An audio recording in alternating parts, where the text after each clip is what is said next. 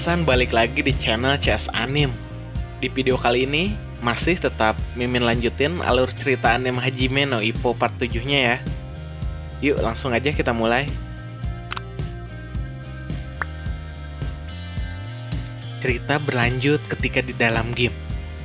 Pelatih menyuruh Ippo untuk terus berlari, agar bisa mengatasi perbedaannya dalam hal jangkauan pukulan melawan Masibah dengan kecepatannya. Saat itu Fujisan datang ke Gym Kamogawa dan memberitahu Ippo dan yang lainnya tentang kehidupan Masibah yang sesungguhnya. Kenapa Masibah bisa dianggap jahat? Kenapa dia harus curang dan lainnya? Fujisan memberitahu bahwa dikarenakan 3 tahun yang lalu, Masibah kehilangan kedua orang tuanya dalam kecelakaan mobil yang mengharuskannya tinggal berdua bersama adiknya. Itulah sebabnya Masibah melakukan segala cara untuk memenangkan pertandingan tinju agar bisa membiayai kehidupannya dan adiknya. Hari berganti, Ippo pun terus berlatih dengan kecepatan yang ia dapat dari berlari. Tak lama pelatih menyuruhnya untuk sparring dengan Kimura. Itu untuk simulasi akan pertandingannya melawan Masibah. Pelatih pun menyuruhnya untuk fokus terhadap serangan tubuh agar bisa menurunkan dagu lawan. Di waktu bersamaan dan di tempat yang berbeda, Masibah pun melakukan sparring dengan seorang infighter. Dia juga sama melakukan latihan simulasi untuk pertandingan finalnya melawan Ippo. Hari pertandingan final Rocky Jepang Timur pun tiba. Pertandingan dimulai dengan lonceng berbunyi yang membuat Ippo langsung menerjang dan melepaskan pukulan strike-nya. Namun bisa dihindari oleh Masibah. Masibah terus menjaga jarak dan langsung menggunakan hitman style-nya. Ippo pun langsung menggunakan gaya peek-a-bow-nya. Masibah langsung melepaskan breaker jab-nya dan Ippo pun langsung mundur. Ia tak bisa mendekati Masibah karena Ippo terlalu banyak memikirkan rencana. Ia lengah dan mulai terkena pukulan-pukulan keras Masibah. Namun Ippo sadar. Ia mulai kembali berkonsentrasi. Ippo pun dapat menghindari pukulan kerasnya Masibah. Dan Ippo berhasil mendekati Masibah dengan kecepatan yang ia latih. Namun sayang sekali, bel berakhirnya babak pertama pun berbunyi. Babak kedua pun dimulai. Masibah sudah tahu rencana Ippo untuk masuk ke dalam jangkauannya dan mendekatinya. Ternyata ia sudah mempersiapkan teknik andalan lain. Saat Ippo mulai memojokkan Masibah, ia mulai memukul badan Masibah. Ternyata Masibah mengeluarkan teknik andalan bertahannya yang disebut elbow block. Aoki dan Kimura pun mulai mengkhawatirkan tangan Ippo yang memukul tulang sikutnya Masibah. Mereka menganggap itu kejam karena bisa menghancurkan tangan Ippo. Karena teriakan pelatih Kamogawa, ia tidak menyerah. Ia mulai kembali mendekati Masibah. Namun tetap saja, Masibah masih bisa menjudutkan Ippo dan menjaga jarak dengan melepaskan breaker jab-nya. Saat Ippo mulai dipukuli, Ippo langsung melakukan pukulan yang mengarah ke badannya Masibah. Namun lagi, Masibah masih tetap bisa menahannya dengan elbow block-nya, sehingga terdengar suara yang mematahkan tangannya Ippo. Namun tetap saja, Ippo tidak menyerah, walau pukulannya terus dihentikan oleh elbow block. Mereka terus saling beradu pukulan. Tangan Ippo pun mulai terasa mati rasa, dan Ippo pun terkena pukulan telak ke arah mukanya. Ippo mulai goyah, namun dengan tekad yang sangat kuat, ia tidak berhasil dijatuhkan oleh Masibah. Malah sikunya Masibah yang hancur, sehingga tangan kirinya tak bisa digunakan. Masibah pun bertinju hanya menggunakan tangan kanan. Ippo mulai kembali memukul dengan menyudutkan Masibah. Ippo berhasil menguasai pertandingan, dan ia mulai fokus memukul ke arah badannya Masibah. Namun Masibah pun tidak menyerah. Ia terus memukul, dan saat keadaan sangat terpojok, Masibah melakukannya clinch. Dan akhirnya, bel berakhirnya pertandingan babak kedua pun berbunyi.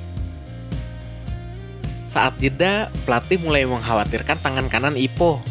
Dan saat itu ia mengangkat tangan kanannya Ippo. Pelatih kaget melihatnya, karena sarung tinjunya bercucuran darah. Pelatih pun mulai menyuruhnya untuk menyerah, dikarenakan pelatih takut akan karir tinjunya yang akan berakhir. Namun dengan tekadnya untuk melanjutkan kembali pertandingan, pelatih pun terpaksa setuju. Pelatih menyarankan jangan menggunakan tangan kanan untuk pukulan keras. Gunakan hanya untuk pukulan ringan dan hanya untuk gerakan tipuan saja. Namun Ippo merasa tidak yakin jika dia bisa menang melawan Masiba hanya menggunakan tangan kiri saja. Pelatih pun kembali mulai menyarankan untuk melakukan pukulan ke arah badan dengan tangan kiri, sehingga saat dagu lawan turun, barulah gunakan pukulan tangan kanannya. Karena pelatih mengira dengan kondisi Ippo yang sekarang, Ippo hanya bisa memukul kuat dengan tangan kanannya hanya 2 kali saja. Babak ketiga pun dimulai. Ippo langsung menerjang dan mulai menjutkan Masiba. Ippo terus melakukan pukulan-pukulan keras ke arah badan Masiba. Saat Masiba mulai goyah, tiba-tiba dia bisa menggunakan tangan kirinya.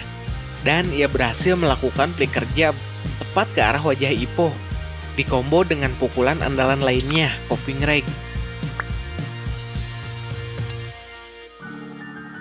Ippo pun terjatuh. Saat terjatuh, Ippo mulai menyerah. Tapi Ippo melihat ke arah Masiba. Ia melihat kaki Masiba sedikit goyang. Dan pada hitungan ke-8, ia berhasil kembali berdiri. Tandingan kembali dimulai.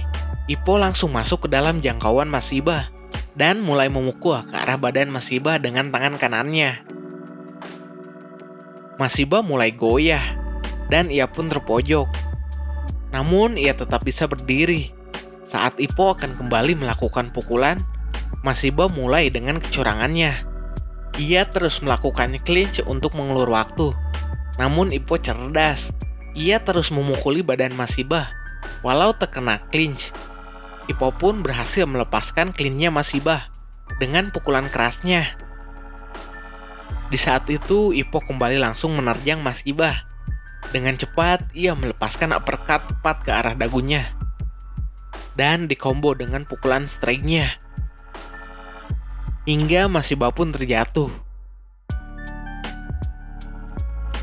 Masiba berusaha bangun, namun dia merangkak ke arah Ippo. Ia tidak bisa berdiri, dan pertandingan pun berakhir. Ippo berhasil memenangkan pertandingan final di ronde ketiga dan menjadi juara Raja Rocky kelas bulu Jepang Timur.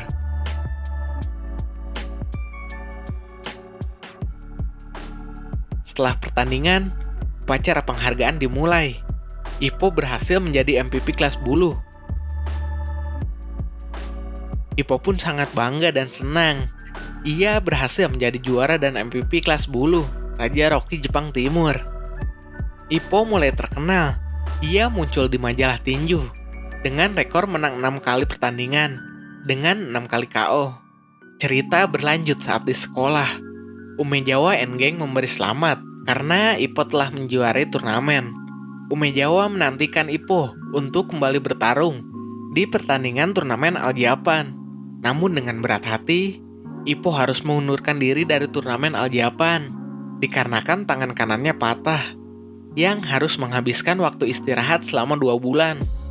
Sedangkan turnamen All Japan akan diadakan dalam 1 bulan lagi. Jadi Ippo terpaksa mengundurkan diri. Di tempat lain di game tinju Naniwa, ada seseorang yang terus memperhatikan video pertandingan Ippo. Ia merasa bersemangat. Sepertinya orang ini ingin melawan Ippo dalam pertandingan. Dan bagaimanakah kelanjutannya? Apakah Ippo beneran tidak akan mengikuti kejuaraan turnamen All Japan? Atau dia akan memaksa ikut bertanding di turnamen All Japan melawan orang yang melihat videonya itu? So, terus pantengin CS Anim. Jangan lupa subscribe, like, dan komennya ya. See you!